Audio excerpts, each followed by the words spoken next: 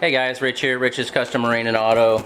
In this one we're going to be working on this 2007 Nissan Versa. Customer concern on this one is when they move the shifter, it's an automatic, the transmission doesn't change gears. And the vehicle was stuck in reverse. So basically, and you can actually feel it, hard to portray that through the camera, but it's just a wet noodle. So my initial thought was, well, maybe it's just the linkage popped off the transmission up here and it needs a bushing, and I'm not really going to be able to show you guys. I'll just explain it to you.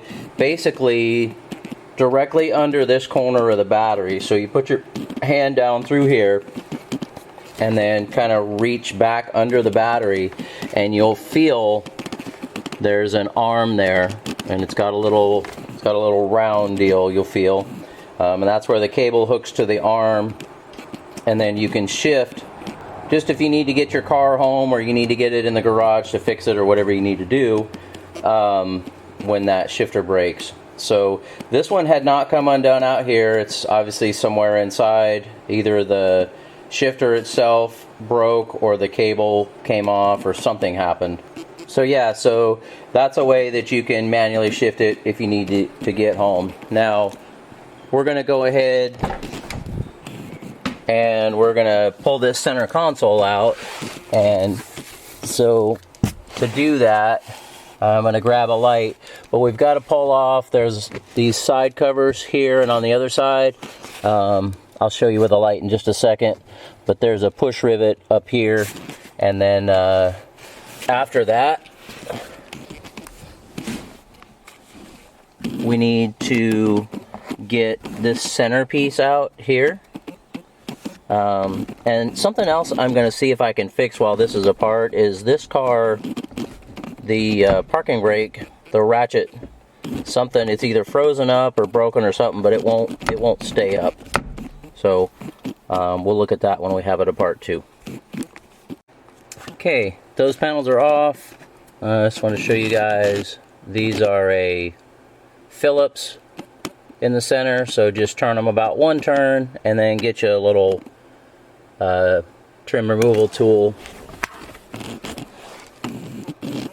That's the one I used, and just go underneath there and it'll pop it right out. The other side's off. The center, like we talked about, popped out of there. One thing I want to show you guys is this is the connector that goes to this power outlet, and it's kind of opposite of what most connectors are to release it. So I'm going to share that with you real quick here. So there's the release, but most connectors you'd push back here. Well, in this case you push up here. So when you push that, then it'll release. Next thing we'll do is we're going to take these bolts out. Those are a T20 Torx bit, and then there's also one on each side right there. Now at this point we should be able to start lifting these pieces out of here. Okay, so a couple more things to do. This piece went on like that. If you just grab a hold of that and kind of pull up and back, it's just got some spring pins and it'll pop off of there. And down inside of there, there's two nuts. You'll need a 13mm for that. Back up front here, you'll need a 13mm for the nut that goes there. And then we're gonna pull that connector off.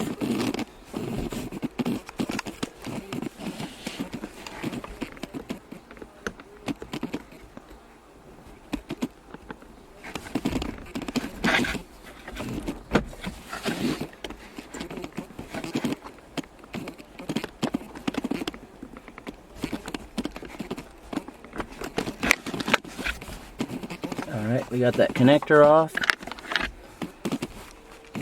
Now let's see if this thing will pull up out of here.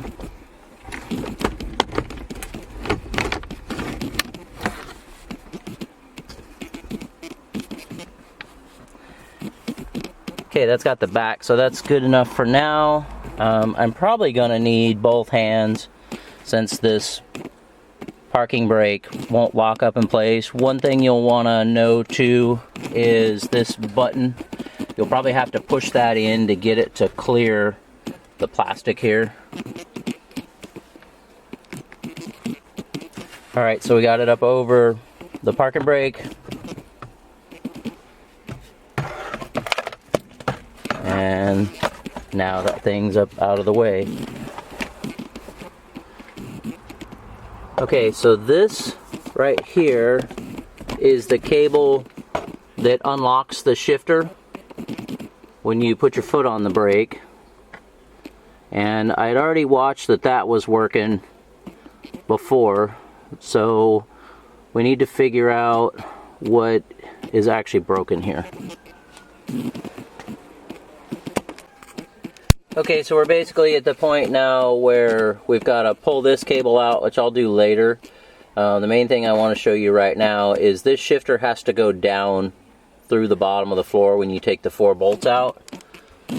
So let me show you what that entails. So raise your car up, make sure you're using jack stands. And when you go underneath here, you need to get this section of exhaust out of the way, and they say also the muffler. When you look up inside of here, you can barely see the shifter there, so we have to get this out of the way and then get the heat shield out of the way. I've already taken a couple of these. These have these funky little nuts that just thread on like so. They just unscrew by hand. So I'm going to spray a little PB blaster on these because they're a little rusty. And then the fronts, they're easy to see from the front side of that K-member right there. The other thing we need to do is we'll have to unplug that oxygen sensor right there and get that thing out of the way. And then of course these little bars need to come off here.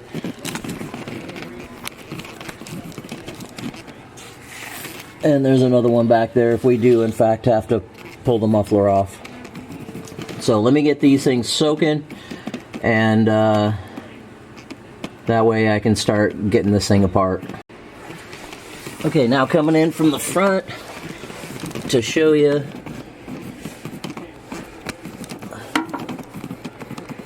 There's the nuts on the exhaust that we got to get off of there.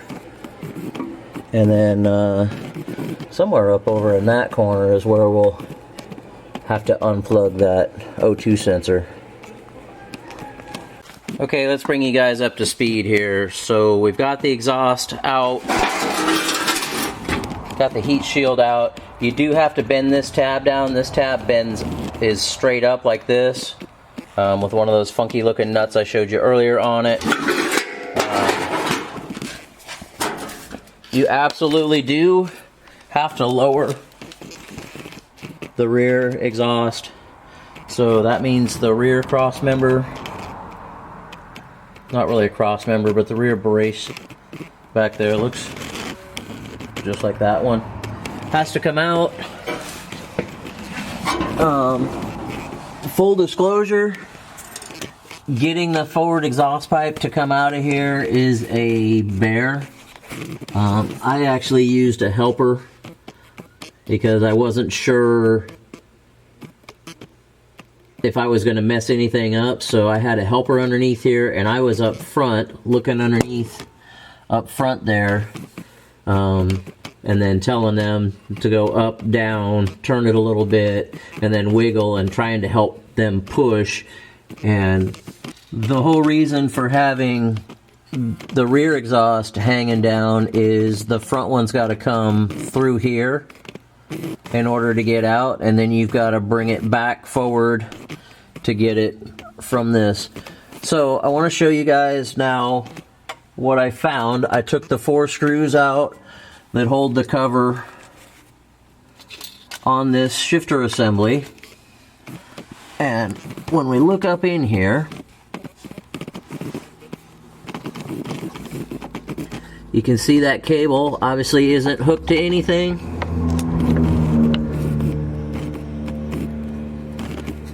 The bushing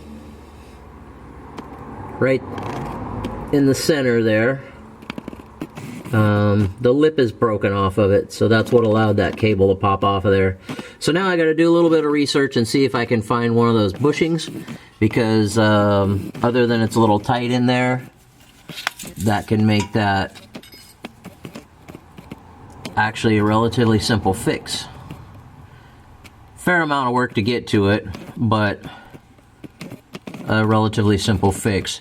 Now, if you did have something broken inside your shifter, which I'm just assuming now we don't, I still need to check that out, you can now go ahead, if you had to pull this thing out of the car, you'd pull this out, that'll let you take the cable out of there, and then go inside of the car and you can get those 4 bolts out and this thing will come out. So guys, while we're waiting for that shifter bushing to come in, a customer contacted me and wanted me to look into figuring out why this window won't move. It's kind of stuck there, and they had put some tape on it. So first thing you need to do to get the door panel off, well, check your fuse first of all. That's the first thing to do. But then to get your door panel off, just grab a hold of this and pop it up, and then there's just enough wire to roll it back like that. And then you got these 2 connectors. You need to push this little tab in, which I used just this little trim tool here. You can actually put it in there, push in, and then pry up with it gently, and it'll come right off of there. So now we can get to a couple of screws there, and I've got to look up how this trim comes off here. But before I do that, what I want to do is I'm going to look up on the wiring diagram and see, I want to know which wires run this window. I know that we're getting power there because this is a all-in-one switch, and I have put that window down with no issues, so I know that worked. And it might be just the switch, and that's why I'm going to go ahead and figure out which wires it is, and I'm going to use my power probe and see if this window moves. If not, then of course we'll continue with pulling this thing apart, because if it's not that switch, it's likely the motor inside the door. You can see I got the windows down. Looking at the wiring diagram, when you look at these wires here, the top red closest to us, and then the 4th one down is the gray one there. Those are the 2 that operate this window. So I took my power probe and went in between that red and gray and hit the button to give it power, and the window went up. So then I swapped them and the window went down. So the issue is that switch right there. So I did try taking this apart to see if it's just something that I could clean. It's not. It's sealed down inside of here. Just some advice for you guys if you have this same kind of issue. Most of the parts stores say they can't even get it. If they can, they're like $500. AutoZone claims they can get it, and they were the cheapest at $366. And then I went on eBay, and they're like 37 bucks with free shipping. So that's the route we're going, and it supposedly is pretty close and will be here in a couple days. Alright, we got the hole underneath back together. Probably should have showed you guys the bushing inside the shifter housing, but it's so easy. The key there is put the bushing inside the cable end first, and then push it over the stud that it goes on, and then of course have a helper check it for you and make sure that it's good to go before you put that cover back on. So as you can see here, we've got the exhaust back up there.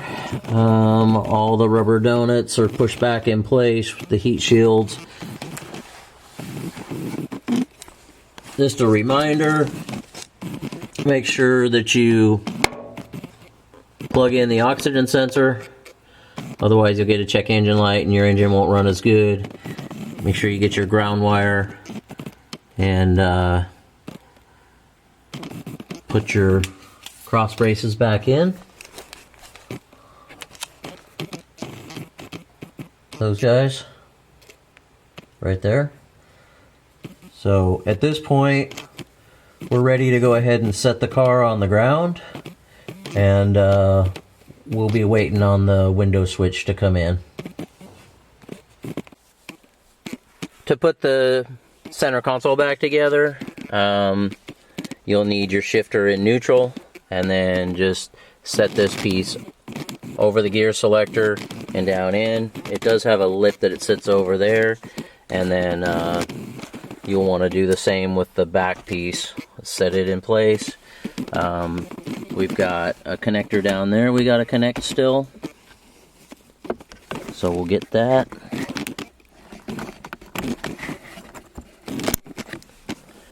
And then you can see where that nut's going to go, and then you want to make sure that you've got all 4 of these lined up for your screws to go in there.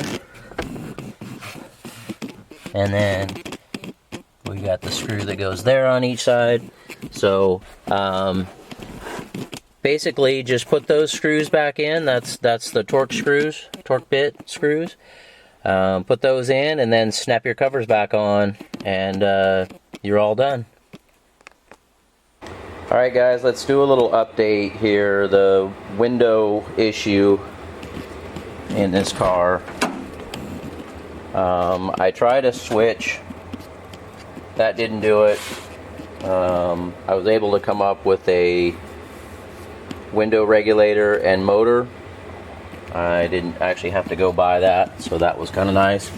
That also didn't work. So what I did, this connector here is what goes to the motor. So the gray and the red wires there are the main power, and then the other wires just give feedback for positioning of where the window is. So I back probed this back up in here really carefully with a little piece of wire, a little piece of 32 thousandths stainless wire, safety wire, or whatever you want to call it. And I had battery voltage there, which is great. And then as soon as I would push the button, you know, this guy here, so I would either go down or go up, the voltage would drop off completely. So being a electrical troubleshooter in the Coast Guard on helicopters for a number of years, that meant either we have a bad ground somewhere or we have a bad connection somewhere. And so started tracing this back. Down here, the driver's side kick panel, that's where, so this connector here is actually the one that goes through there and comes out. That's your driver's door harness. This side of the connector is the main interior harness. So I might have to get a light. I tried cleaning it already some, and it's very green.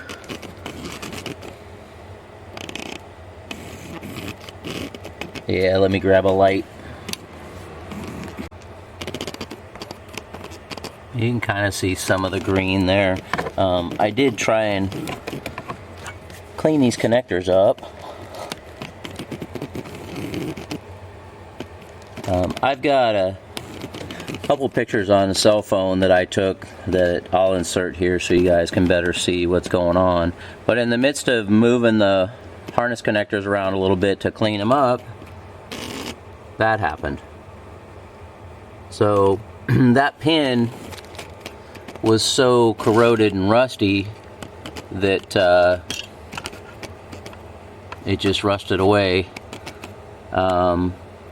Of course, you could do some temporary repairs. You know, you could cut that wire back up in the harness until you get good wire, solder on some new wire, and then you could make a connection between here and the other connector outside of the harness. But that's not really the right way to do things.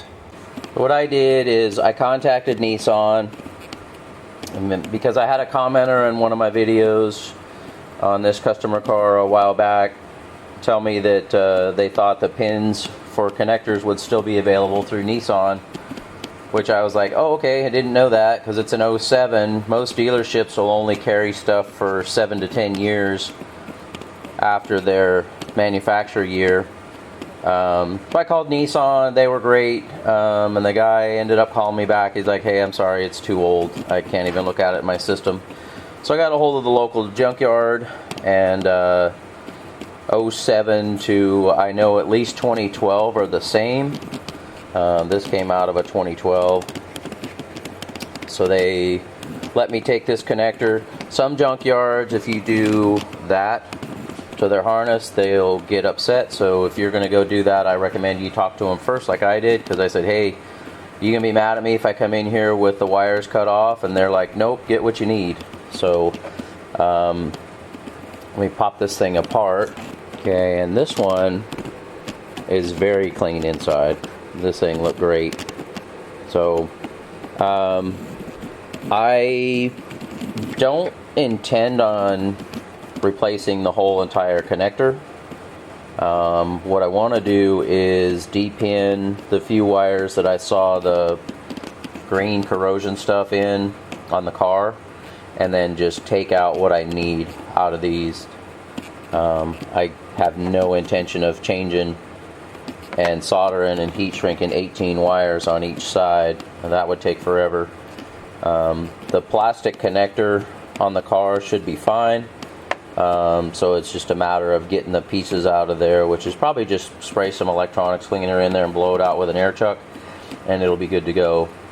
The next thing I'm going to do is there's a small connector in there too, that I'll get that unplugged, and I'm actually going to feed this harness out so it comes out over here.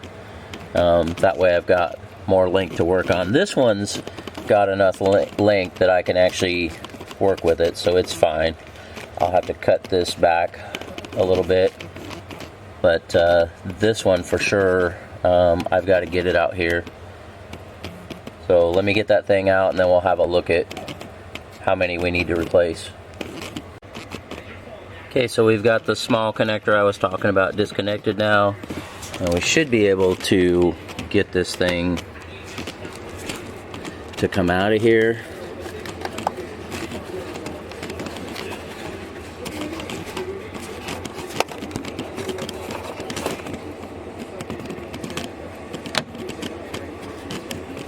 I need to close the door just a little bit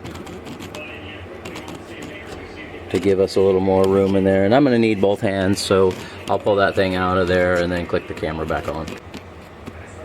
Okay, so that's got it out of there now, guys. What I do is I get this small connector, small harness, feed that thing through first, and there's enough room you can reach your hand up inside of there and have your other hand up here where you can kind of help feed it through. But get the little one out first, and then this one wanted to come out like this. Well, you've got to turn it vertically to get it to come out, so just help that thing come out of there, and then gives plenty of room to work on it. So now I need to get this unwrapped and figure out which ones need to be replaced there, if any. I mean, we'll depin it and I'll show you guys that. We'll pull the pins out, and if we can just wire brush them and clean them up and they're in good enough shape, then we'll put them back in. Okay, so now that I've got the cover off the inside, you can see there's some pretty nasty looking stuff, but hopefully we can get that just to clean up on this side.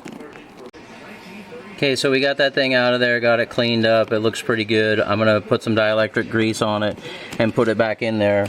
But I wanted to show you guys how this comes apart.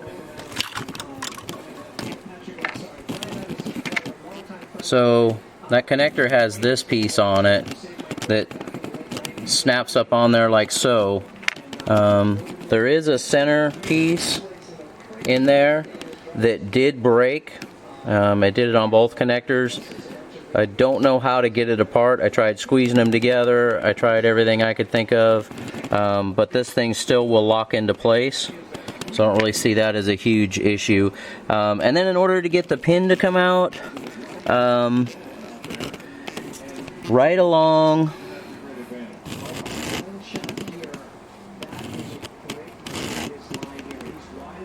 in this slot here, so you come from inside of here, you can use a toothpick or a little tiny screwdriver. This one's obviously too big, but you go in there, and the white piece you might be able to see inside of there. You need to pry that up, what would be towards the camera, just ever so slightly, and then you'll be able to pull that wire out. I've got one of these deals and got it online somewhere, Amazon or whatever else, but I used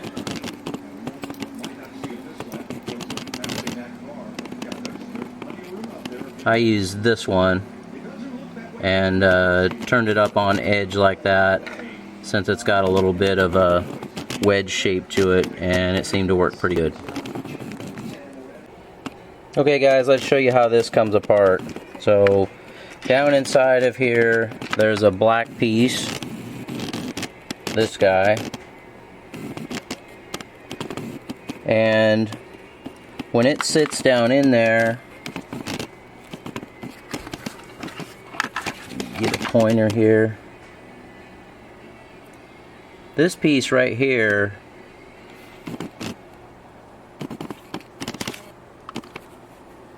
locks into here. So this would go inside of there just like it sits. You can see this has got a little bit of an opening here. You take a meter lead or a small flathead screwdriver or something inside this opening and push this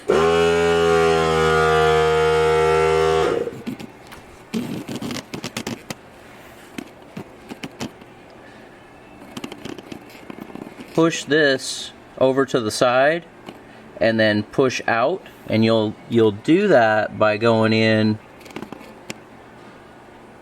through right here. You'll go down inside of there and push on that, push it over to the side, and then that thing will pop out most of the way, and then just keep working with it and it'll come out the rest of the way. It does have little clips on each end that you kind of got to get worked out as well, but then you can get that to come out, and then the inside of your connector will look like that. Now down in there, you might be able to see towards the center on each one of those pins there's a plastic piece, and I'll point that out in the video. You take again a small piece of wire or a tiny little flathead screwdriver or something and gently press that tab towards the center of the connector, and then you'll be able to pull the wire out, which gives you a pin like this. Quick update on where we're at here. I have gotten these pins out that needed to be cleaned, and now I need to solder those two wires together and heat shrink them. So that's what we'll be doing next. I have not put the inside of this connector back together yet, because my plan is when I get that soldered together and heat shrunk, I'm going to take this harness, plug everything in without running it through, and then just make sure it works. Then we can go ahead and put everything back together. Got that soldered up. It was a little bit of a pain because the wire wasn't quite as clean as I wish. Wasn't really too corroded. I was able to clean it up and get a good solder joint, but now, like I said, we'll go ahead and plug these in and see if it works. Alright, so we got everything hooked up. Let's see. Hey, look at that. Working good. Alright, so at this point, obviously, I'll disconnect this, reroute it through the doorway there. I'm going to rewrap this while it's disconnected too and out here, so it's a lot easier. That way it's got some chafing protection, but yeah, that's great. We'll get this thing put back together. Hey guys, I wanted to show you, because I didn't recall if I showed this or not, the way that you get this trim ring off. Obviously the door panel's got to be on there, and then this trim piece is on there too. This simply just clips into the door panel. That comes off really easy, but you got to get this guy off first. So the ticket to this one is there's these two clips, and they go over the top of that. Okay, so this basically goes on there like so. Okay, now what I did is I took a screwdriver like this, just a little small one, and I went up inside of here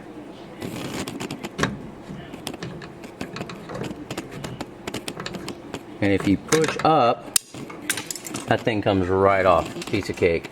I've heard a lot of people online, they break these, they can't figure out, they're just prying out on them. But if you go in and you push up like that, and you go to the bottom one and push down like that, this thing should pop right off. Ours is not broken, and it's all good to go. Okay, you want to make sure you put your vapor barrier back on. If this tarry type substance isn't real pliable on yours, you can set it out in the sun or heat it up a little bit. If that doesn't work, you can use ultra gray, ultra black, just about any RTV, but you really do want that back on there. It does help out. Make sure you get that back on there. We've got our speaker back in now, and the wire all hooked up to it. We've tested the window, and at this point we're ready just to set that door panel back on, and it is really that easy, guys. It'll just sit on there and then snap into place, and then we'll have these two screws to put in and put the switch panel on, and we'll have this thing all put back together. Alright, we got everything back together. Of course the tools are still there and it's a mess, but